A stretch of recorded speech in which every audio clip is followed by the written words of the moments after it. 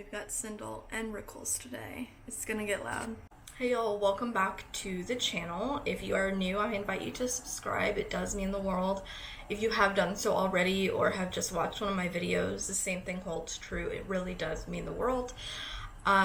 Today I'm going to do a discussion around what I consider to be the unsung heroes of television. Some of the amazing actresses and the characters that they portray on television right now, or maybe some moments that have already gone off air that are kind of the unsung heroes, the underdogs, those actresses and the characters they portray that are either critically acclaimed or, well respected, but they're not heavily watched. They're not showing up a lot in discussions on mainstream media. They're not getting nominated for a lot of mainstream awards, but whose characters are so complex, so well written, so well acted, that they are bringing to bear these women and these female characters with such complexity and such nuance that they are truly realistic and not stereotypes and not rejections of what it is to be a woman or a female or a mother or, name the identity, name the role. These are actresses and characters that are really bringing something alive on screen that is being taken for granted. So I'm going to talk about some of my favorite actresses and the characters that they're portraying that I consider to be unsung heroes. So with that being said, it's going to be a long one. They're all long ones. Grab a cocktail. Mama's doing sake today. So, there's the intro. If you watched my last video, I'm sorry. I did a 45-minute tirade on the series finale of Legion, which is, for me, one of the greatest shows to hit the airwaves in the recent past. And if you know me at all or watched the intro to that video, I went on and on and on about Lost being the barometer by which I measure all of television. Lost is the yardstick that I measure storytelling, character development, pretty much everything by, for better or worse. I am biased, I love the show. But Legion is a show that, in its short 3 seasons, delivered. And one of the foundations of that show, and one of the the pillars, like the foundational elements of that show that made it so brilliant, are the actresses and the female characters on that show. Now, the love interest to the male protagonist, the main character on the show, Legion, David Haller, is a character named Sydney Barrett. Pink Floyd references, yes, go down the subreddits.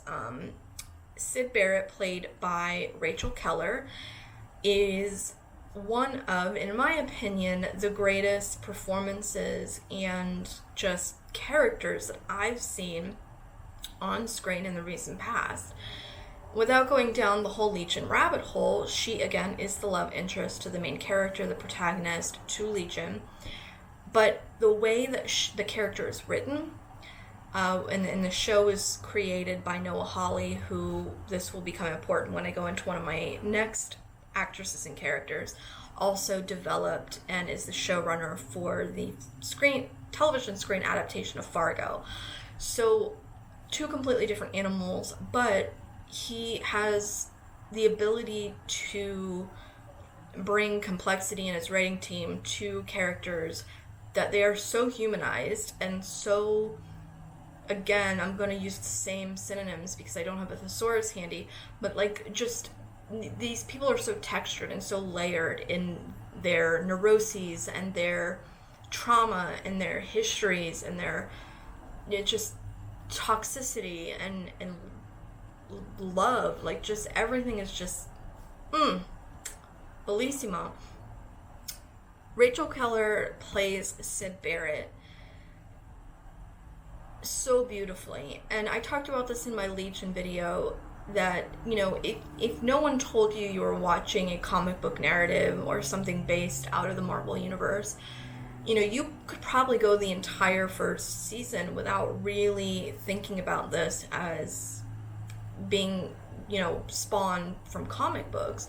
It does have supernatural elements, so, you would be obviously aware that it is not just a regular drama, but that it's based and founded on a Marvel narrative. I don't think you would be able to deduce that if no one told you, or if you weren't already familiar, because Noah Hawley, and I talked about this in the Legion video, even says in an interview that when he was developing the storyline, he removed the drama of the story from the genre, developed it as its own drama,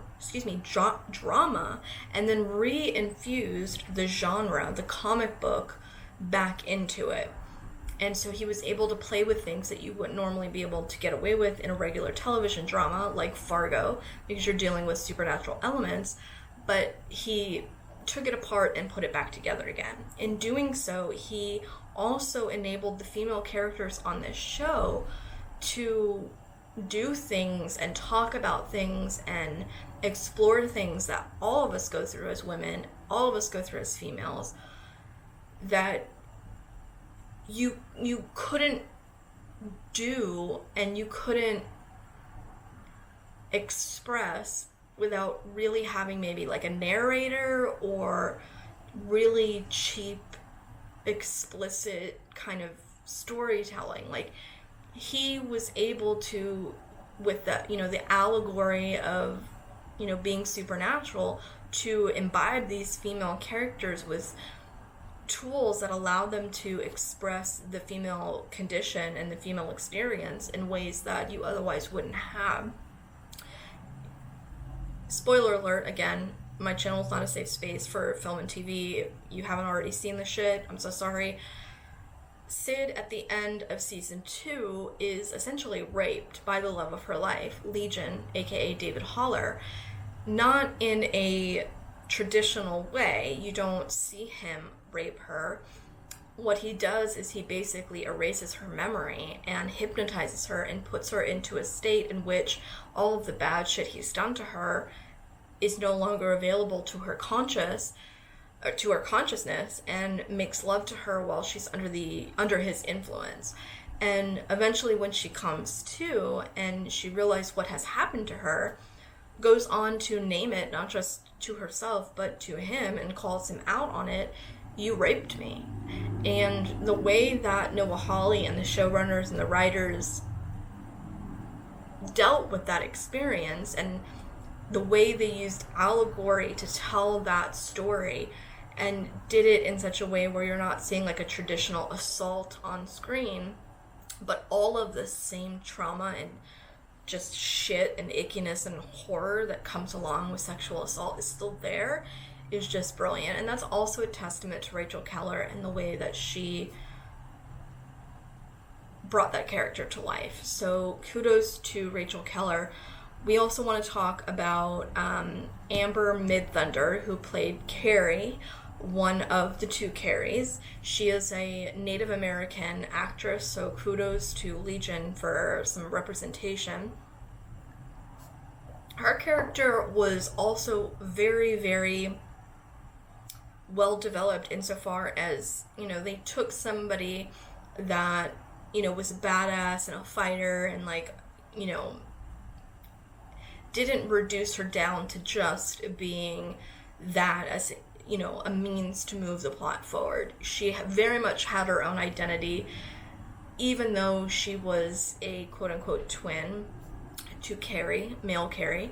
And they shared the same body. You have an older man and a younger woman being the same being the same person, and it not being creepy, and it not being rapey, and it being this beautiful allegory for a brother and sister. And also, the male and female in all of us, and that dynamic and that balance. Again, Legion did it. And Amber Midthunder just did an extraordinary job of being the female element of Carrie. And I just think that It's one of the most surprising and unconventional characters that we've seen on television. And it's also one of the better executions of something that is that complex, that every time you see them on screen, when you see Carrie and Carrie interact, or just Carrie on her own, she has agency. And even though she lives in and shares a body with her brother, she has agency, and she is her own person, her own creature, and her own identity. I mean, it's just, I don't even know where, like, I will find the time to shoot all of the YouTube videos I want just on Legion. But anyways, I digress. Legion brought us Jean Smart. Legion brought Jean Smart, a designing woman, into the Marvel Universe. If you haven't watched Noah Hawley's other show, Fargo, Jean Smart was also in that. Jean Smart is life. Jean Smart can do no wrong. To bring Jean Smart into the Marvel Universe and make her a comic book character, but also allow her to be, again, so layered and so just... They gave Jean Smart, like, something so abstract and, like, metaphysical and silly to work with, and she humanized it, and she made it grounded, and she was this motherly, matronly figure to David and to all of the protagonists in the first 2 seasons. And she has her own identity, and she is going through her own trauma of her, you know, losing her husband.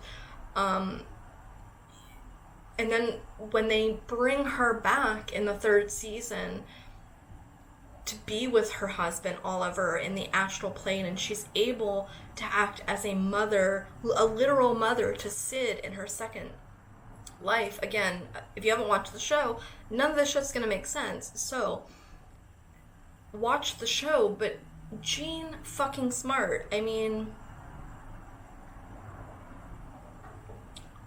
I wish we got more Jean Smart in season 3. Again, I wish we got more seasons out of the show. Neither here nor there, but my goodness. She plays Melanie Bird, and she does it...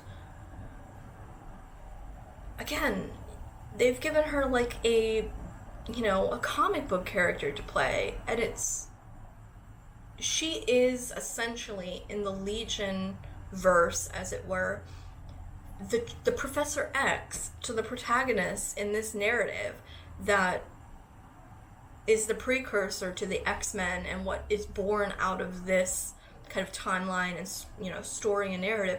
She is that person, that character that Professor X is to the X-Men and his students. She is that, but like the female version. And I can't even implore you enough to watch Legion. Aubrey Plaza. I promise this will be the end of the Legion discussion. Well, I can't make any promises at this juncture, but first of all, if you don't know who Aubrey Plaza is, I'm going to, again, invite you to fix your life, find out who she is, and course correct. Aside from Parks and Recs, Aubrey Plaza has been doing a lot of amazing work in the indie kind of film space. She's an extraordinary actress, and Legion really gave her, I think, the first opportunity for a mainstream audience, even though Legion isn't quite really mainstream, but stay with me. The first opportunity for an audience to see her outside of, like, the Parks and Rec, gothic, disenchanted, Aubrey Plaza, moment. We're seeing her as a woman, as an actress, get to really run with some really important and great and complex and complicated material and fucking nail it at every juncture. If you haven't seen Legion and you're like, it ain't for me, just YouTube or Google Lenny Busker, Nina Simone dance scene, and you will be watching the show yesterday. The character that she plays is the best friend and fellow junkie to David Haller that we're introduced to in season 1, but ultimately she is sucked into this narrative and this universe and ultimately manipulated and inhabited by the same entity that inhabited and manipulated David Haller, the Shadow King, beautifully portrayed by Naveed Negahban, which all of the Emmys need to go to him. Thank God, like, he wasn't cast yet again as, like, a Muslim or, like, a terrorist. Like, I can't. Not that he doesn't nail those roles. I mean, he's brilliant in Homeland, but he was finally given material to be something other than the stereotype. Legion is life. Lenny Busker is inhabited by the Shadow King, played by Naveed Negahban, and she is this manipulative, beautiful, sexy, you know, incubus type character that just is reduced or elevated. I don't know, depending upon how you look at it. Like, she's a junkie and then she gets to be a god, but then realizes she's being manipulated by this shadow, this god, and how she plays each and every iteration of Lenny, from junkie to being the Shadow King, to just being somebody, a puppet manipulated by the Shadow King, to being an anti-hero, to being, I mean, how do you even describe Aubrey Plaza's performance as Lenny in the 3rd season? Like, she is a disciple of David, but she's also supernatural now, and she's also a lesbian, and she's also like a cult leader, but she's also very deeply in love with the mother of her child. She's a female that can somehow impregnate other females. I mean, this is where I pause and take a moment. She is a female that can impregnate other females. There wasn't enough time with Lenny in season 3. Like, we didn't get enough time of, like, this iteration with her to explore it, and just, when she plays the Mad Hatter, I could do a whole thing, and I'm starting to, so I'm going to check myself and stop. But Aubrey Plaza plays essentially like 6 different characters, but they're the same female, they're the same woman, they're the same person, and just these different iterations and manifestations that she's able to extrapolate and somehow humanize, even in her most supernatural guise, and you empathize with her, especially in the 3rd season, when she gets to, and I wish they had saved this moment for the finale, because we don't get Lenny in the finale, but we see the scene in, I think it's episode 4 or 5, where the woman that she's in love with and who is pregnant with her child, she sees her child be born and live her entire life until she's old, and she gets to watch all of this whilst being trapped in the astral plane, and she gets to see her daughter die in front of her as an old woman and kind of grieve all of that within a matter of like 4 to 5 minutes of TV time. And Aubrey Plaza just brings you to your knees. I mean, to take something so abstract and nebulous and sci-fi, or, you know, marvelous, trademark Mel, comic booky, metaphysical, whatever you want to talk about or name it as, Aubrey Plaza humanizes it and makes you, like, just brings you to your knees with the empathy that you feel for this woman that's just, from episode 1 to, like, the last episode she's on the screen, is just being manipulated the entire time.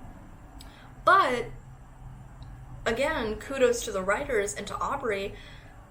In all of this manipulation and all of this just being a puppet, every time she has a chance, a moment, a second, to live in her own agency, she fucking does.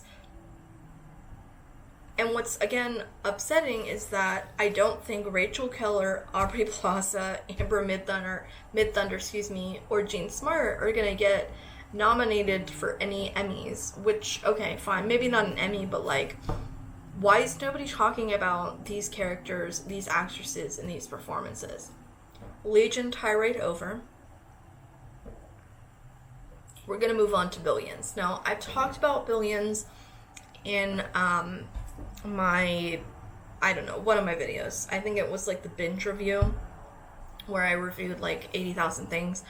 If you're not watching Billions, you need to be watching Billions. I think it's the best show on television right now,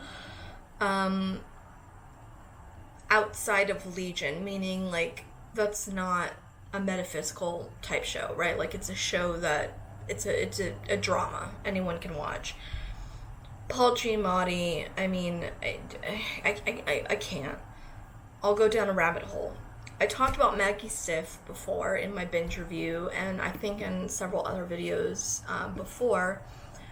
If you don't know who Maggie Stiff is by name, again, this is a problem that we're here to discuss and course correct. She played a small part in Mad Men back in the day, but she, I think most notably, is famous for playing Tara Knowles, who is Jax Teller's baby mama on Sons of Anarchy, and she was brilliant in that. But Billions, she plays Wendy Rhodes, and she plays a character who is this balancing element. Like, she's like the fifth fucking element. Like, she really is Milla Jovovich as Lilu, like, in terms of her place in this narrative's universe. You have Paul Giamatti over here, right? Like, he is the protagonist. You know, watch the show. And then you have, like, is it Damien Harris? Why can't I think of my daddy's name? Why? I mean, he's my daddy. Billions. And it ties in because he's married to one of my other... Yeah, Damian Lewis. Sorry, Damian Lewis. So you have Damian Lewis as the antagonist, right? So you have, like, a Paul Giamatti over here playing, like, the district attorney of New York. And then you have Damian Lewis as this billionaire playboy. And they're both trying... It's just, like, a constant game of, like, cat and mouse, right? Like, they're trying to catch each other or destroy each other.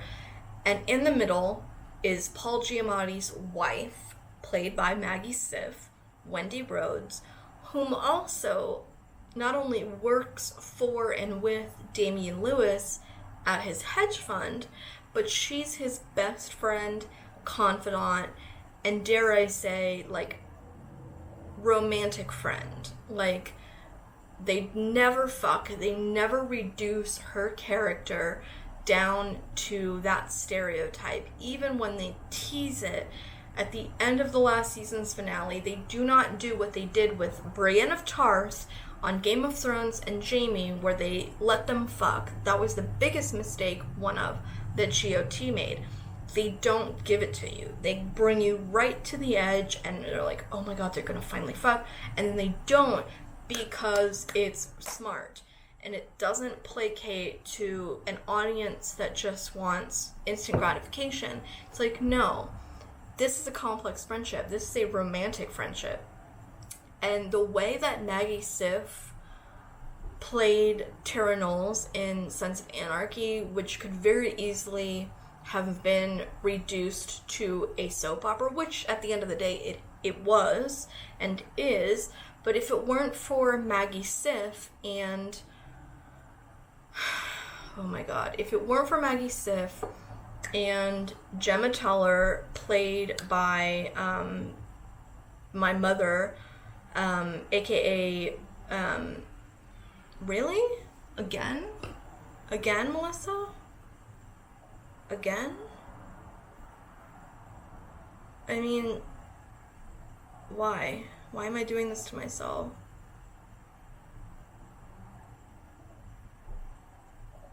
I always forget her name when I want to, like, name her. Katey Sagal. Oh my god. I could kill myself right now. If it weren't for Maggie Stiff playing Tara Knowles and Katey Sagal playing Jax's mother, Gemma Teller, and it's all very Shakespearean. That show would have just been another cheap retelling of Hamlet and just like very soapy. But because you had good writing, and because you have two, again, Katey Sagal, another one, unsung hero of television. Katey Sagal was in Lost. I mean, Katey Sagal, where are Katey Sagal's Emmys? Where are they? Married with Children, I mean, if it weren't for Kurt Sutter's writing and Maggie Siff and Katey Sagal, you'd have nothing to really ground that show. I just went off on a whole Sons of Anarchy tirade. Maggie Siff does the same thing for Billions. Maggie Siff is the fifth element. She is the thing, the ether, the thing that you cannot stereotype, that you cannot reduce down to like any particular role that a female might play on television. The wife, the jaded therapist, the, mother, disenchanted, like, friend to hedge fund billionaire, BDSM dominatrix. Like, she is all of those things and more, and then also none of those things. Like, she is the fucking fifth element. If you're not watching Billions, watch it, and watch it for Maggie Siff. The other person you should be watching Billions for, and this person doesn't quite fit into the female actress / female character conversation that we're having, but I'm going to include them because they are, I feel, a both and situation. Asia Kate Dillon. If you don't know who Asia Kate Dillon is, they played one of the like Nazis in Orange is the New Black, but the role that they are shining in is Billions. Asia Kate Dillon plays the protege of Damian Lewis on Billions and the antagonist as well, as they come into their own agency and develop their literal own hedge fund agency and subvert literally every stereotype about not only females, but as we're starting to get familiar with like gender non-binary or gender non-conforming persons, they are the first character on mainstream television ever that is gender non-conforming.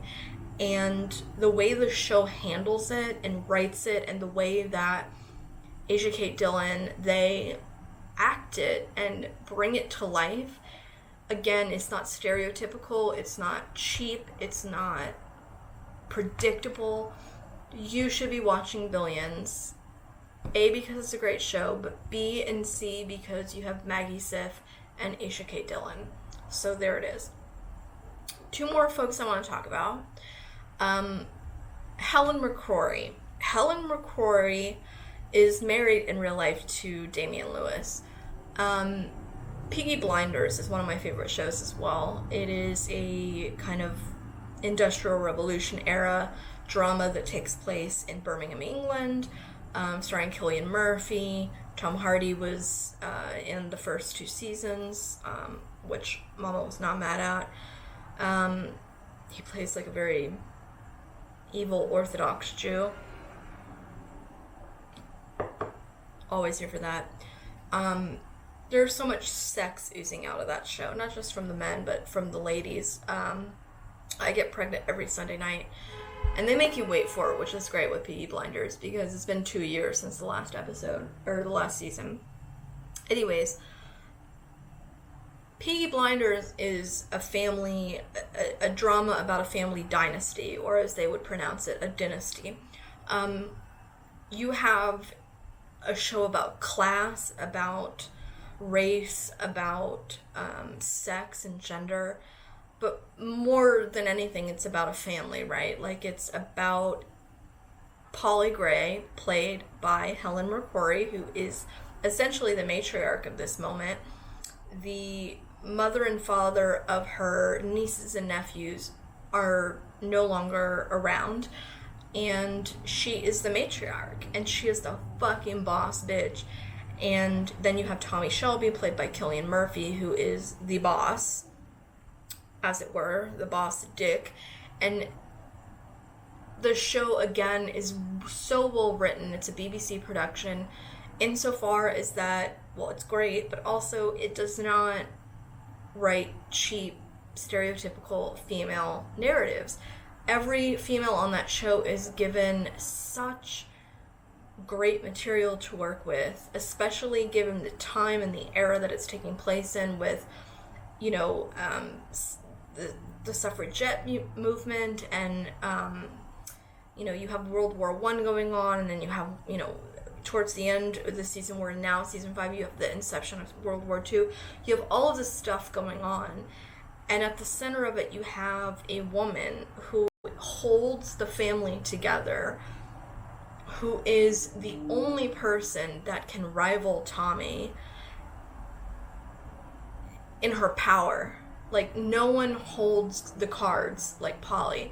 And she subverts every stereotype at every turn. Like, she's not fragile.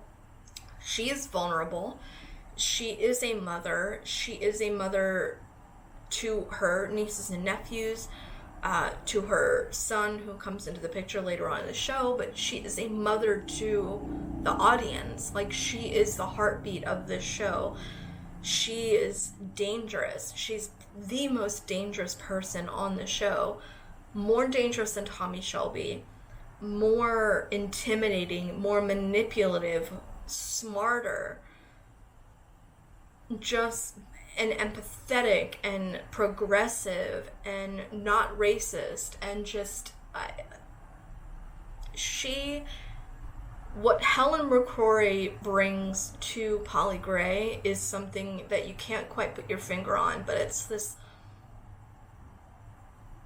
she's able to give this character, she imbibes this character with like this perfect balance of like viciousness and, imagine Cersei from Game of Thrones, but like with a heart, you know, like somehow she's able to be as fucking manipulative and vicious as Cersei, but she's also able to be tender and vulnerable and loving and literally the thing, the heartbeat, the tether, the fifth element, as it were, that holds this family together in the face of everything that they deal with as they rise from like being poor, half Irish, half gypsy gangsters to running the country and having the ear of Winston Churchill. Like, it wouldn't have happened without Polly Gray. Watch Peaky Blinders, if not for the fact that it's a great show, but for the fact that, along with Helen Mccrory's portrayal of Polly Gray, you have other females in that show, again, that are not reduced to their base roles. You know, it's so rich and it's delicious, and you have a female character that gets to be evil and all at once, like, not evil. I mean, it's just the way that they toe the line, and the way that she brings that towing of the line to life is worthy of all of the awards. I think she's been nominated and have won some things outside of like the American awards situation, but Polly fucking Gray, man, like, if you don't get wet watching Polly Gray every time she comes on screen, you need to reassess your life.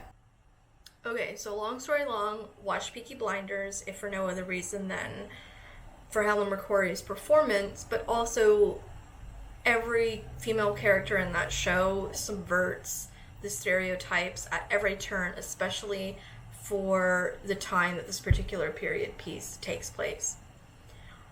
I have two more women I want to talk about. Maura Tierney. in the affair. Now, Maura Tierney has been, much like Katey Sagal, lending her talents to various TV shows over the past 2 decades, but it wasn't until the affair that I think she was given more A, of a leading role, but B, source material that is worthy of an actress of her caliber. Much like Leo in Django Unchained, like, she had my curiosity, but now she has my fucking attention. The affair is born out of Haggai Levi and Sarah Traim's, dreams. They are the showrunners. They created it. It was, and still is, a he said, she said. It jumped the shark a long time ago, but it is the final season. I'm going to see it through in hopes that they tie the loose ends together, especially after having killed off one of the main characters, Ruth being the woman that the affair was based on. But Maura Tierney is the through line for me. Like, her performance, her heartbeat, she very much is the warmth and heart of the show. Not because she's the wife and the victim of this affair and that these things are happening to her, but she never plays it as the victim. She does play it as heartbroken and broken, but she never is the victim, which I think is just a testament to Maura Tierney's talent. There's a lot of drama in this show beyond just her having been cheated on and her dreams of what her life was as this mother and her roles as wife and mother being, like, taken away from her. But how she realizes, like, the new roles that she's forced to play, as a new wife, or a new baby mother, or just all of the stuff that has happened to her, never for 1 second takes away from Helen's agency as a woman, or as her core identity, or as any of her roles. Whether they're the roles that she chose or the roles that were forced upon her by, the fallout of her husband's decision to cheat on her and have this affair.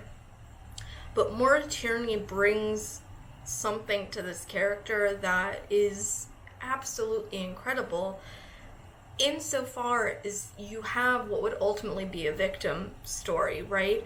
But she does subvert it as an actress, and I think the writing also subverts it. She's always ever herself, and she's always ever her own compass. Like, she doesn't listen to anybody, for better or worse. Like, she's stubborn as fuck. She is very much like, the progeny of Manhattan elite. She comes from money.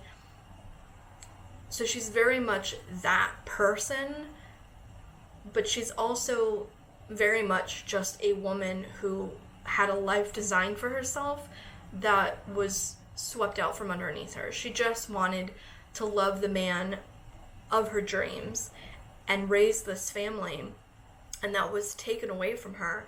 And what she does with that, how she adjusts at every turn to the, plot twists and, just everything, specifically, like, to this new life that she never asked for, but that she also kind of falls in love with this other man that she never expected to, and then he gets also taken away from her because he gets cancer. It's like, she just, you see, like, in her eyes, like, Maura Tierney's eyes, and something about her mouth, like, the way that she acts without saying a word is just extraordinary. And the fact that Maura Tierney, again, to my knowledge, has not been nominated for a mainstream fucking Emmy or anything mainstream awards-wise, just, it makes me want to cut somebody, because she's delivering the audience, and she's delivering unto other women who have had similar things happen to them, a realistic depiction of what it is to have absolutely no control over the life that you had invested in, given everything to, designed for yourself, wanted, dreamed of, finally got, and then it's taken away from you, and you can't do a goddamn thing about it. I mean, raise your hand if you've been in that situation. Comment below. Like, to be betrayed by the love of your life does damage that is unspeakable. And she speaks it. She speaks it with every facial expression she makes.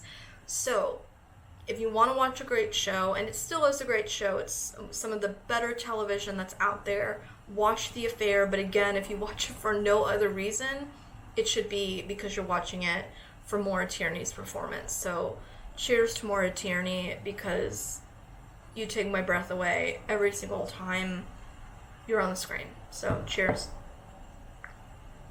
Now, this last woman I want to talk about has been one of the greatest loves of my life since I was 11 years old.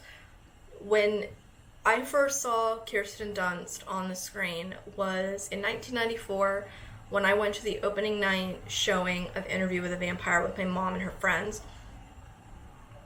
Kirsten Dunst was is the same age as I am, and so I'm very closely invested in, her as an actress and her trajectory, because she got to kiss the man of my dreams, Brad, in Interview, and I've just followed her because she took my breath away in Interview with a Vampire. I first read that book in 7th grade, right before the movie came out, knowing the movie was going to come out, and went down the Anne Rice rabbit hole, which I suggest you do as well. But I say all of that to say, you want to talk about snubs? Kirsten Dunst she was nominated for several things. She won the MTV Movie Award for Best Kiss, which, go fuck off and die. She should have won Oscar for Best Supporting Actress in 1994. Her performance in Interview with a Vampire, she was probably, 10 when she started filming that movie? There are performances to this day that do not compare to Kirsten Dunst's performance as Claudia in Interview with a Vampire. So, don't get me started. Don't. I got myself started. This one's on me. That being said, I love Kirsten Dunst. I don't think she's ever done anything wrong as an actress, whether as a child or as an adult. I am biased because, A, she was in one of my favorite movies of all time, Interview with a Vampire. She had me at hello. And she's also in one of my other favorite movies of all time, which I talked about in a previous vlog, which is Melancholia by Lars von Trier. If you want to see an actress act her fucking pussy off, watch Melancholia. Again, the fact that she was not nominated for Best Actress for Melancholia makes my blood boil. That movie is a masterpiece as far as I'm concerned, but whether or not you like that movie, her performance of a woman dealing with severe depression in the face of an apocalyptic event, the nuance, the scene where she can't even get in the tub, I can't even sell her performance hard enough. Watch Melancholia. Kirsten Dunst is one of the most underappreciated actresses of our generation. It gets me very upset that she has not had her comeuppance, and I said this in the last vlog, the fact that fucking Lady Gaga got the Emmy for American Horror Story Hotel over her performance in Fargo Season 2 was the biggest slap in the face ever. So, anyways, now that you know how I feel about Kirsten Dunst, Kirsten, I think it's Kirsten, but I keep saying Kirsten. It could be the sake. We talked about Legion more than any of you wanted to talk about it. Noah Hawley, who created Legion, also created Fargo, the TV adaptation of the Coen Brothers film. Season 1 is amazing. If you have not been watching Fargo, I highly implore you to do so. season 2 gifted us Kirsten Dunst as Peggy Blomquist. This was the role she was nominated for the Emmy for and lost to Gaga. This is one of the most brilliant performances. She plays the kind of naive, not dumb, but like naive, Midwestern, you know, I don't want to like put too many stereotypes into this, but like she elevates certain stereotypes to another level, and she imbues this character of Peggy in the face of events, again, that were put on her that she did not invite into her life, and how she becomes this anti-hero and becomes the hero of her own story is just spectacular. Like, I can watch Kirsten Dunst do anything. She could literally take a shit and I would watch it, and I would probably nominate her for an Emmy. I'm biased, but also no. That's just the backstory. The role that I want to talk about is on Becoming a God in Central Florida, which just had its 3rd episode. It's an FX show. On Becoming a God in Central Florida is a delight to me, because anytime anyone does a narrative about Florida, mommy's here for it. And this is a great one because it does parody what it is to be a Central Floridian. It does parody the Amway, I don't know if you guys are familiar with Amway, but like the pyramid scheme that was very big in the 80s and 90s, nationwide, but I think it was born in the Southeast, of like selling Amway products. Mary Kay, they're playing off like all of these kind of pyramid schemed tropes, and they're using Central Florida in the 90s as the canvas to paint this narrative on. Kirsten Dunst plays Crystal Stubbs, who is a widow of a man that is working his way up the ranks through this pyramid scheme, and in the show it's FAM, and it's just a great show so far. The setting, obviously I'm biased, is amazing. They're kind of nailing everything, but Kirsten is bringing, again, like Fargo, Peggy Blomquist level acting to this. She is taking what would be otherwise like a very stereotypical or a caricature of somebody in the 90s living in Central Florida, and she's humanizing her, and she's just literally injecting this character and this writing with humanity and reality, and what would again otherwise be a caricature of something that's, the show is already kind of a caricature of a scenario. She, as an actress, is able to at once be satirical and she's just nailing it. Like, she's acting her fucking pussy off per usual.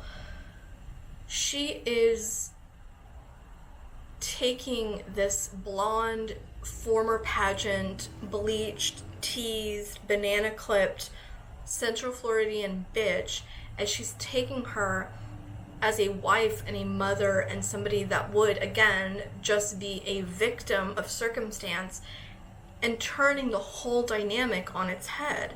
And she's doing it in such a comedic way. Like, Kirsten Dunst is a great comedian, like an amazing comedian.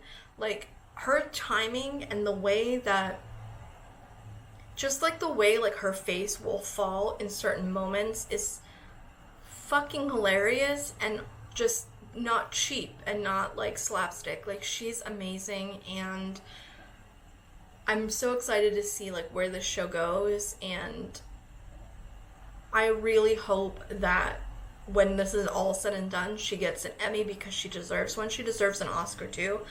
But I think this show is giving her material, and audience, hopefully now that they've already seen her in Fargo, that will allow people to really like take stock of like, oh shit, we should have been giving Kirsten awards like 25 years ago. But anyways, On Becoming a God in Central Florida is amazing. Kirsten Dunst is amazing. If you haven't seen Interview with a Vampire, I'm not sure if this is the channel for you, because man, Kirsten Dunst, queen of my life. I just want to see her on the Academy Awards stage. I want to see her on the Emmy Awards stage, and I want to see her get an award, because I've seen her get snubbed so much that it just angers me so. Watch Melancholia, watch Legion, watch Peaky Blinders, watch The Affair, watch Fargo, and On Becoming a God in Central Florida, and watch some of these actresses who you've seen and who you've loved in these kind of supporting roles over the past 10 or 15 or 20 years finally get source material and roles where they get to shine, and no one's shining a light on them. Take the time to invest in some of these really great actresses and characters, because women need better representation, as we know, in real life. We also need better representation in art, and these women are doing it. They're doing it. Their writers are doing it. They're doing it. They're giving it to you. Take the time and invest and watch. There's a lot of shit on TV. There's a lot of great stuff on TV. But even out of the great stuff, these are some hidden gems. So get in there, watch it, comment below, tell me what you like, what you don't like, why. But man, let me just give you a rundown. Rachel Keller as Sid Barrett, Aubrey Plaza as Lenny Busker, Amber Midthunder, as Carrie, and Jean Smart as Melanie Bird, all on Legion. Amazing. Kirsten Dunst, as I've just said, in Fargo, Melancholia, and On Becoming a God in Central Florida. Get in there and give my queen some support. Maggie Siff as Tara Knowles on Sons of Anarchy, but as we discussed, as Wendy Rhodes in Billions, and Helen Mccrory as Polly Gray on Peaky Blinders, and finally Maura Tierney as Helen on The Affair. These are roles that are worthy of your attention, so I invite you to explore and give me your feedback, and that's it. We all lost a good hour and a half of our lives, so cheers. Love you guys. See you on the other side.